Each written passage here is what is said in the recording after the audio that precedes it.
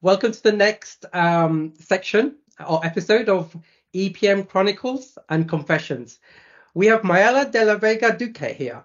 And Mayela, hello, and please introduce yourself to our audience. Hi, Tim. How are you? Well, first of all, thank you for very much for inviting me to your podcast. I'm really appreciate that. Well, I am Mayela. I am industrial engineer, and I have been an EPM consultant for 14 years. I started like an admin for Hyperion Balance Scorecard, a really old tool that actually doesn't exist anymore. Yeah. In Seguros Banamex, there is a subsidiary of Citi Banamex. And I used to start without any knowledge of Hyperion. Oh, wow. And in my interview, the guy that made me the interview, that then after he came my boss, he asked me, "Did you know something about Hyperion?" And I said, "No." Did you want to be able to learn something new? And I say, completely, please. Yeah. And so they trusted me, and I learned a lot of this of my bosses and my first bosses. I really regarding of Hyperion, Gabriel Montero and Leandro Figueroa. Also, I learned how to drink mate because Gabriel is an Uruguayan guy. Oh. So that's what's really good. Then I moved to a logistic consulting that, was something like supposedly to be more according to my career, But then, a few weeks later, a recruiter reached me for a position of HPCM. And again, I didn't know anything about HPCM, but now I know something about Hyperion. And in that moment, start like the journal, the actually journey for me in Hyperion. I was really doubting if I have to take the job or not. And Gabriel Montero told me, if you want a life full of challenges and adventures, you have to accept this job. Oh. And 14 years later, I'm here, and I'm really, really glad to take this road. Fantastic. Thank you for that. So, this is a question I ask everybody, really. Do your family know what you do? Can you explain to them what you do? Or is it, I can't explain it to my mom still, so, No, it's really funny because actually all my family and I are really, really like a huge Friends fan. The Syria. And they always says, you are like a Chandler. Nobody knows what you do for work. So they always tell to the people, okay, let's do simplify. I don't know what my sister do for works, but she works for computers. No. So yeah, it's really complicated to explain what is EPM. And actually some people think that I can fix computers and cell phones. And they told me, can you fix and I say, no, I really don't do that. And some people think, oh, I know what you do. You do ERP, because more of a lot of more business has ERP. Yeah. So I say, okay, it's like ERP. They are close enough. So I say, let's say that it's ERP. It's ERP. Yeah, definitely. Cool. So, what's been your biggest challenge in EPM, and how have you overcome this? Well, I have a few, because EPM is a challenging world. Yes. But if I have to pick only one, it has to be a young woman in a men's world. It's when I started, we were a few women in that implemented EPM, and my market normally is all the LATAM market. And unfortunately, this market is really sexist. So now now are a little bit more equal, but when we started, it was more the sequel. So so I have to endure sexist jokes and just smile. And sometimes the clients will turn to the men to ask the questions instead of me. And that was really frustrating. It is, on when I have to go to a project outside of Mexico, like the people in my own company, the HR people in my own company ask me, did you have boyfriend or did you are married? Because I don't know if you are going to miss all. And it's like, did you say the same question to a guy, to an EPM guy? And so that was really a challenge to be in a because all the technological world is complex for the women, but EPM is so a small world that was really complicated. This part, to do, I have to work the double to demonstrate it that I have the knowledge and the ability, and I have to put myself like a shield, to let all the bad things slide off and focus on the good things and the good person that I met in this incredible world. But the reward is so big because I have former clients that still search me to ask me questions and then to recommend me and recognize my work. So that's my biggest challenge, that to demonstrate that no matter how that I am a woman, I understand the EPM world. And so I think that is the biggest one. That's really good. That's very nice. So could you share an EPM success story that you're very proud of? Well, I think that the one that I like it more is a few years ago we have to migrate the whole EPM suite from on-premise to cloud.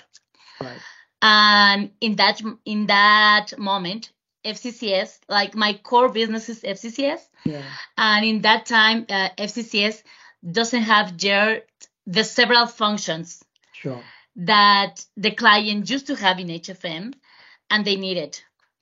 So all the team that we perform this migration, the planning. The planning part was a little bit easier because it's more natural, the move between Hyperion planning and PBCS.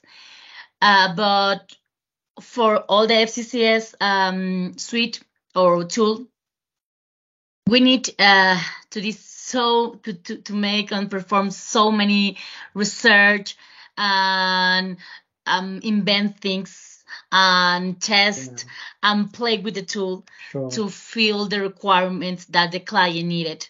And also we have so many sleepless nights to move the project forward. And once again, I have to prove myself and prove to the rest of the people that I am young. In that time, I was young, and I am a woman, but I have the knowledge and the skills to leader the team, and to deliver a good project.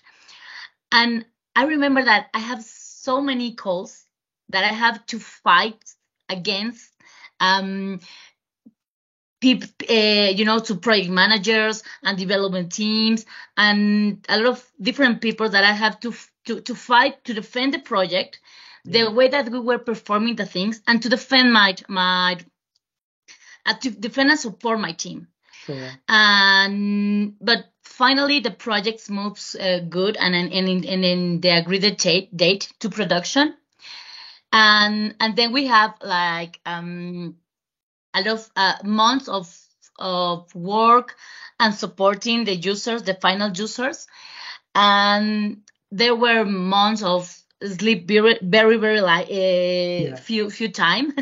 And in fact, one of the members of my team once make a joke to the other guys of the EPM team, and they said that they are still continuing in the university. Oh, right. They said he told them, if you need something to stay all the night and be fresh the next day, please ask Magella, because she can give you whatever she drinks because she hasn't slept at all, and she is fresh like a lettuce the next day. So, well, but at the end, it was a project that was achieved really good.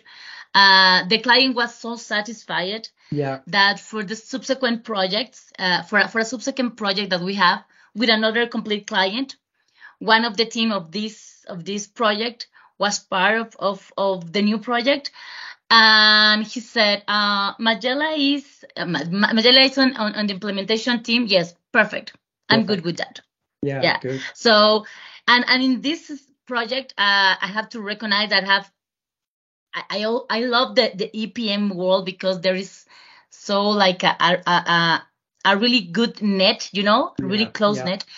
And in all this call that I told you that I have to fight, I have the complete support of my former boss, Pablo Reina, that he's a great person and I love him. He worked for Oracle EPM team. Yeah. And he gave me so many things and knowledge, not only from EPM, from different things. And I have to say that he really, really always support that. He told me, if you are okay with that, I'm going to support with you with that. Okay. So, and that is difficult to find. And also with Maggie Reed, that for me is like the wizard in FCCS. She helped us a lot. She always was response really quick, all the mails and all the questions. So yeah, I have to recognize the people that also help me.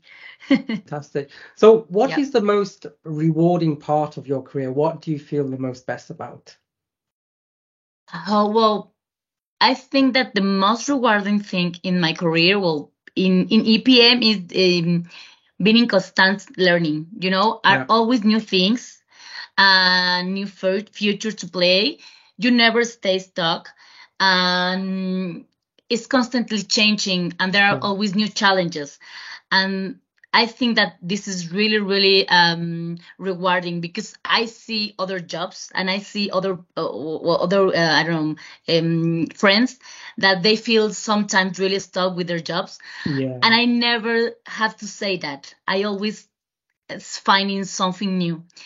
The other thing that EPM give me is the opportunity to know so many great people, teams, clients, that many of them became really a good friends.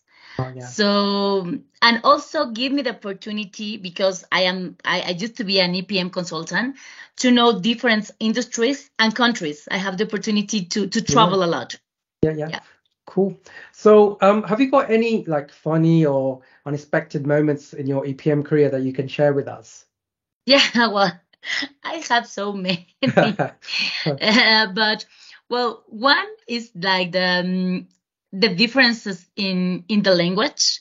It's a constant funny moment for me, because I work normally for the Latam countries, and we all speak Spanish, but different kind of Spanish. So sometimes I wanted to say something, and then this is something completely different in this place. So the people like, what is she saying? But the moment that was really, really funny or weird or is for me is, I'm not really sure how to describe if it's funny or weird or what is it. Is that I implement a model, and when I finish, everything okay, see you guys, bye. And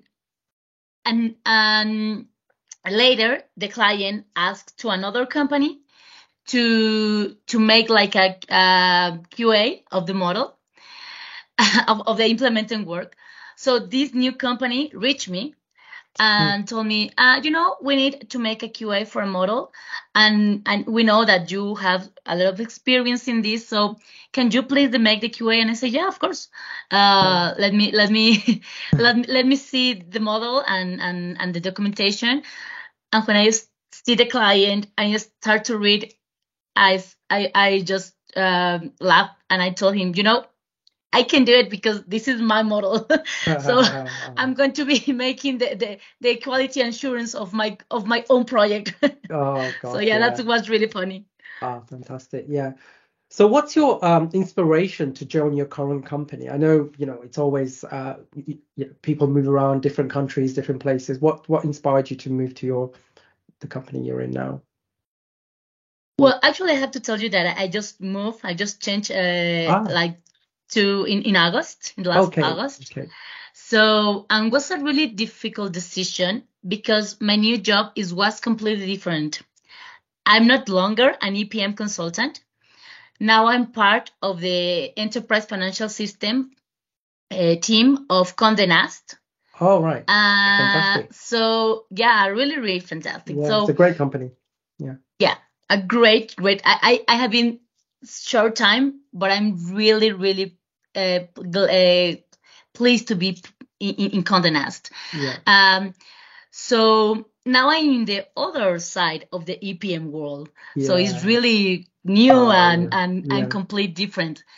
And I decided to take this new challenge because, first of all, because when I have the interviews with my new boss and one of my new teammates, I felt like this click, I have to be with them. And when my boss in the interview start to talk me about the company and the work that the EPM performed in the company and what they needed and expect for me, I felt that I really need to be part of this team and the company. And I'm really, really pleased to be part of Condé Nast. Oh, fantastic. So, we're in an industry which is it's changing, it's dynamic, and a lot of education needed and training. How do you keep abreast of the common things that's happening or new things that are happening? How do you see all the things? Oh, well, it's, like just says, it's a really, it's complicated. Yeah, because like just said, we have a lot of competition and yeah, the it's I don't know how to it's I think that the only way to do that is making continue learning preparing yourself. Yes. Because it like you say it's this is a world that is always changing and competition. Yes. And you have to be all the time, have certifying and not stop in the knowledge that you have to be to exactly continue with this. Definitely. So what kind of advice would you give to beginners in this industry? Also maybe ladies who are thinking of coming into this industry because you've been through a lot yourself. What would be your advice? Okay, I think that my advice is never with EPM. Maybe can be a little bit complicated at the beginning because definitely it's a completely new world and you have to learn things that I think that there is no university that gives you the knowledge that like the SB skills. I think that there is no university that gives you that. But so at the beginning can be a little bit complicated, but you have so many rewarding things that worth the effort. And I always to the new guys when they started in my teams, to the junior one, I always tell them, think out of the box. When you need to do something, and you cannot manage to do it like in the normal way, Yeah. find another way. Make research. There is something, a way or a solution to do it. Don't stuck like in the Oracle manuals. Yeah. Try to find other things, Sure. Yes, that's very good. So, our industry is evolving in many ways. What do you think personally is going to happen in the next 5 or 6 years in our industry? Well, I think that all the world in this moment have their eyes in AI, So I think, and I think that is more, I hope Yeah. that EPM is going to be part of this. And Yes. definitely, I think that they have to move to this. So yeah, I think that is going to be, they have to think new ways to be Yes. part of this new world. And I think it's going to be a really big challenge for the development team of all the EPM, because there is a lot of things related to this, Sure. the data, the fear that has the company, because Yeah. I think that when we start to move from on-premise to cloud, the clients has a lot of fear to Yeah, of this, course. because of the security Because of the data. yeah. And I think that is going to be again Yeah. a challenge for the development, Mm. and definitely new tools to the new business needed. I think that they are going to have new tools part of the EPM suite. Oh, fantastic. No, thank you so much for today. I really enjoyed the interview with you, and definitely we will Thank do you. we will definitely do some things in the future, definitely. So have a great day, and yeah, thank you again. Bye bye then. Thank you very much. I'm looking forward. Bye, Mayala. Bye bye. Bye.